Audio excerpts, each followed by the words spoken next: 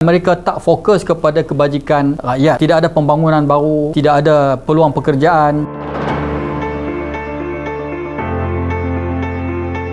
Saya Anwar bin Saleh, calon Parlimen Bangi P102. Pada saya ada 3 masalah besar yang saya lihat yang berlaku di dalam kerajaan kita. Yang pertama, isu tidak kestabilan politik. Yang kedua, isu ekonomi dan hutang negara yang terlalu tinggi, hampir 1 trilion. Dan isu tiga ialah keruntuhan moral ataupun sosial yang amat dahsyatlah, sama ada daripada peringkat kepimpinan negara sampailah pada rakyat jelata. Okey, yang masukkan dengan krisis politik ni kita lihat terutamanya di dalam pilihan raya PRU 14 yang lalu. Kita lihat parti-parti politik yang bertanding, yang menang masih lagi mengutamakan perebutan kuasa. Mereka tidak fokus kepada mandat yang diberikan oleh rakyat untuk membangunkan negara. Tapi pihak yang mendapat mandat yang hari melakukan perkara-perkara yang mencemaskan rakyat. Banyak perkara yang kita lihat wujud ketidakstabilan yang menyebabkan hilang keyakinan pelabur, saham jatuh dan sebagainya. Jadi perebutan jawatan, perubatan pangkat di dalam kepimpinan negara ketika itu amat mencemaskan sekiranya trend politik ini akan berterusan pada pilihan raya yang akan datang. Itu dari bagi pihak yang menang.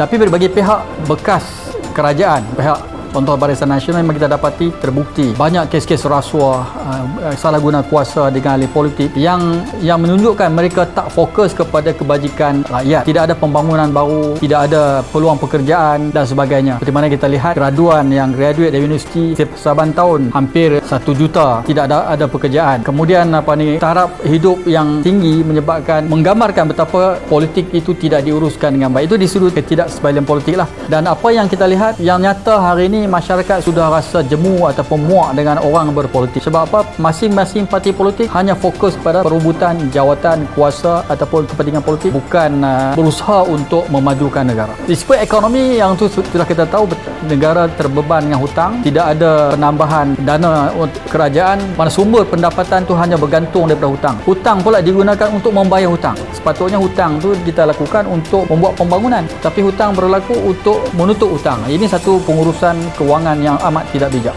Dan masalah yang ketiga yang saya katakan ialah masalah sosial. Itu memang kita maklum, data menunjukkan hampir 1 juta anak tidak sah taraf, perceraian yang berlaku di kalangan umat Islam yang begitu membimbangkan, dan penagihan dadah dan sebagainya. Jadi keruntuhan sosial ini menggambarkan di sana ada satu masalah dalam sistem pemerintahan, dalam sistem pendidikan dan sebagainya. Jadi ketiga-tiga faktor ini, sama ada faktor sosial, faktor ekonomi, faktor politik, yang berlaku hari ini menuntut pada satu perubahan kerajaan pemerintah. Sebenarnya kenapa perkara ini berlaku disebabkan matlamat orang politik. Kita lihat matlamat parti politik bukan lagi berpolitik atau bertujuan untuk membangunkan negara. Mereka tidak ada wawasan yang jelas, tidak ada bagaimana cara untuk membangunkan negara, tapi yang jelas mereka hanya menjadikan politik sebagai asas untuk mendapat kekayaan. Jadi daripada realiti ini, pertama menuntut saya untuk terlibat dalam politik lah. Ini menjadi motivasi saya rasa bertanggungjawab. Seperti mana yang kita dengar, sekiranya orang-orang yang baik tidak mencuburkan diri dalam politik, tempat itu akan diganti oleh orang-orang yang korup yang berlaku hari ini. Jadi ia memanggil saya, memberi motivasi pada saya untuk melibatkan diri dalam politik. Walaupun sebelum ini saya terlibat dalam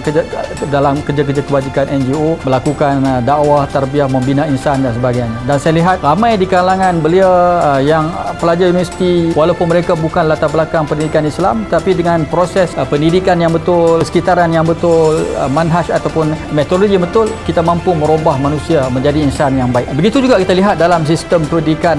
Maknanya hari ini kita perlu rombakan sistem pendidikan lah, insya-Allah. Maknanya sekiranya GTA mendapat mandat, perkara pertama yang kita akan cuba lihat adalah memperkemas kini sistem pendidikan negara supaya mencapai objektif melahirkan manusia yang bertakwa dan mampu untuk survive sebagai seorang khalifah, membina ketamadunan yang hebat, insya-Allah.